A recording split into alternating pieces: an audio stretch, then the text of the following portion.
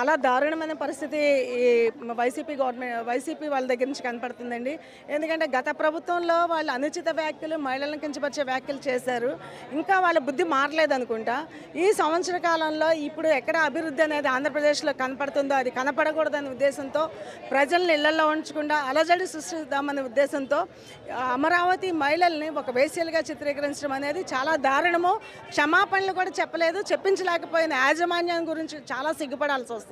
అదే రకంగా అక్కడ తాగారా నిన్న సజ్జల గారు బయటకు వచ్చి సంకర జాతి రాక్షసులు పిశాచులంట. అంటే అసలు ఆయన మరి ఏ జాతి ఏంటో మాకు అర్థం కాదు, కానీ ఇప్పుడు ఉన్నదంతా మానవతా జాతి అండి.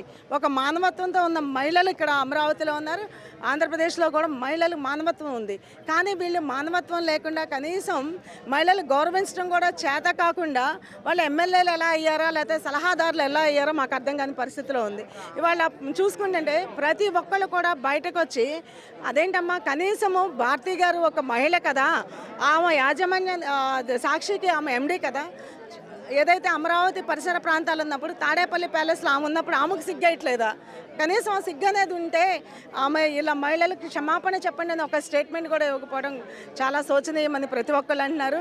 అంటే మేము ఒకటే అనుకుంటాం, జగన్మోహన్ రెడ్డి గారు విధ్వంసం అనేది తెలుసు, అదే రకంగా ఆయనకి ప్రజల మనోభావాలను దెబ్బతీయడం తెలుసు, కానీ వాళ్ళ ఆత్మగౌరవం పెంచడం అనేది తెలియదు. అలాంటి వ్యక్తులు ఆయన కేవలము ప్రాంతాల మధ్య కులాల మధ్య చిచ్చుపట్టి రాజకీయ వాతావరణం ఇక్కడ ఏదైతే ఉందో ప్రశాంతతను కోల్పోయే విధంగా ఆయన చేద్దామని చూస్తున్నారు. మీరు ఎక్కడన్నా చూడండి, గత సంవత్సరం నుంచి ఏదైతే ఇప్పుడు రేపు వీళ్ళు 12వ తారీఖుకి వీళ్ళు ఛార్జ్ తీసుకొని కూడా 12వ తారీఖు తీసుకున్నారు, ఏదైతే చంద్రబాబు నాయుడు గారు కానీ మినిస్టర్లు కానీ ఎమ్మెల్యేలు కానీ. అప్పటి నుంచి ఆ సంవత్సర కాలంలో ఎంతో అభివృద్ధి చెంది ఉన్న ఈ ఆంధ్రప్రదేశ్లో ఒకచోట విద్యార్థులకి భవిష్యత్తు గురించి చూస్తున్నారు, సంక్షేమం గురించి చూస్తున్నారు, అదే రకంగా ఇండస్ట్రీస్ రావడం కోసం చూస్తున్నారు. అన్ని జిల్లాలు అభివృద్ధి చెందాలి అనే ఉద్దేశంతో ఈ రాష్ట్ర ప్రభుత్వం ఉంటే వీళ్ళ మీద విషము చిమ్ముతూ, అమరావతి మహిళల మీద విషం చిమ్ముతూ, ఎందుకంటే ప్రపంచ పటంలో అమరావతి ఒక గొప్ప రాజధానిగా కనపడుతుంది. ఈ అమరావతి మహిళల త్యాగం ఎక్కడ కనపడుతుందో అని భయమేసి 33,000 ఎకరాలు ఒక విజయనంద ముఖ్యమంత్రికి వాళ్ళు ఇస్తే కావాలని ఈ రకంగా చేయటం చాలా బాధాకరమండి.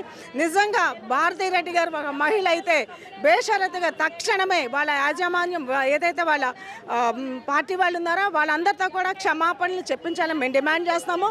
ఎవరైతే ఈ అనుచిత వ్యాఖ్యలు చేస్తున్నారు, సజ్జల గారి దగ్గర నుంచి కొమ్మినేని ఆల్రెడీ అరెస్ట్ చేశారన్నారు, కృష్ణంరాజు గారిని వీళ్ళందరినీ అరెస్ట్ చేసి చట్టపరంగా ఏ చర్యలు అయితే తీసుకోవాలో ఆ చర్యలు తీసుకోవాలి. మీరు అన్నీ చూడండి, ఒక జర్నలిస్టులకు విలువలు ఉండాలి, విలువలేని జర్నలిస్టులకి కఠిన చర్యలు